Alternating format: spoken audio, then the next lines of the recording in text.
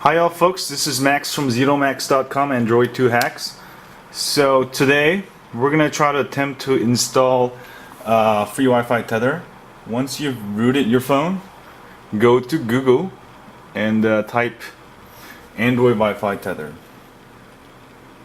Android Wi-Fi tether. Alright? And you'll find the Google page for the open source Android Wi-Fi tether, so click on that.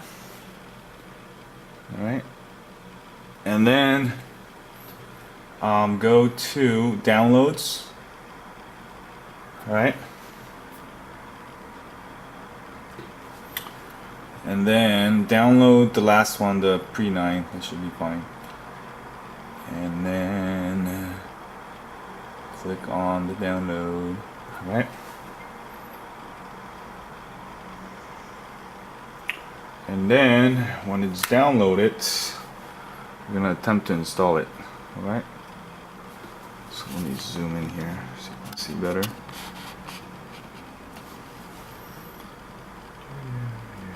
Almost done. So click there, open with package installer. If it installs blocked, that means you just gotta check the unknown sources on. Right, just hit the back button. And then, hey, just click it again. Download it again, I guess. There you go. Or you can find the file, but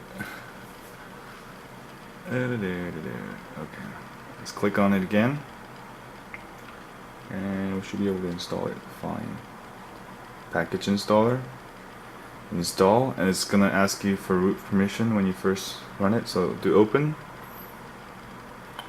and then close the donation part and then start and allow. And you can check if it's actually working.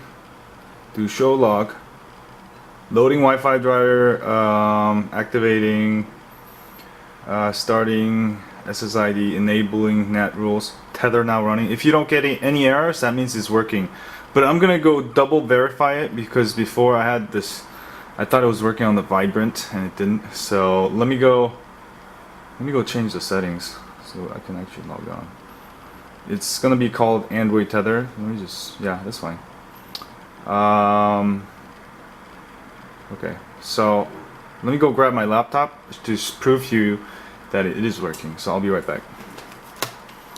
So I got my netbook here, but it seems like it doesn't want to connect.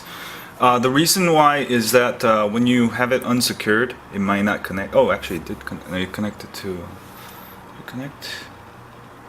Oh, it did connect. So it's connected to Android tether, and that's why I set it. And you can set also security password, which I highly recommend. So let's go to Google. Alright, and no, it just kicked me off for some reason. It should go back on. There we go. So my Android tether is working, and you can double check that it's downloading, uploading, and also access control. You can see my EEPC is connected to the computer. EEPC says there. And let's do a speed test. Ooh. And we'll do a speed test real quick here. Turn this off.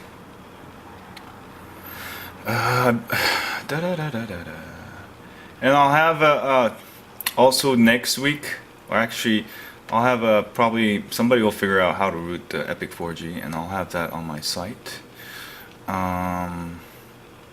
So let me do a test here. I should get pretty good download speeds. I get pretty good downloads. So I can show you side by side. It's going to start downloading a whole bunch of stuff. 125. I get perfect 3G here. Well, I'm not getting the super fast 0.5. That's about average what I get here in Verizon, even with the full coverage. I know some cities have it better. But now I have another phone that can Wi-Fi tether. Oops, show you there. and the upload should be a lot slower, obviously. Actually, it's not too bad. So I've got 0.55 and 0.57, not too bad. So that took me like what, 20 minutes, and I just followed the directions on XDA. Thanks to the people at XDA, by the way. But I'll have a full step-by-step guide for those of you newbies to Android rooting and getting free Wi-Fi tether. So make sure you connect the power cable when you do Wi-Fi tether, because it takes a lot of energy. And don't download movies, other big files, or upload big files, because Verizon will find out and kick you out, and that's kind of abusing the system. The point of getting the free Wi-Fi tether is just to have internet access in emergencies or when you're traveling. You know, you don't want to go overboard. It's not designed for you to download BitTorrent off it. You're gonna, Verizon's gonna come after you, and just use your common sense. But that's how you get free Wi-Fi tethering, so you don't have to pay extra $20-30 because you already paid for the internet. I mean, I think they should change the rules so anything you download off it, it's it should be free, because you pay for it. But Android is what makes that work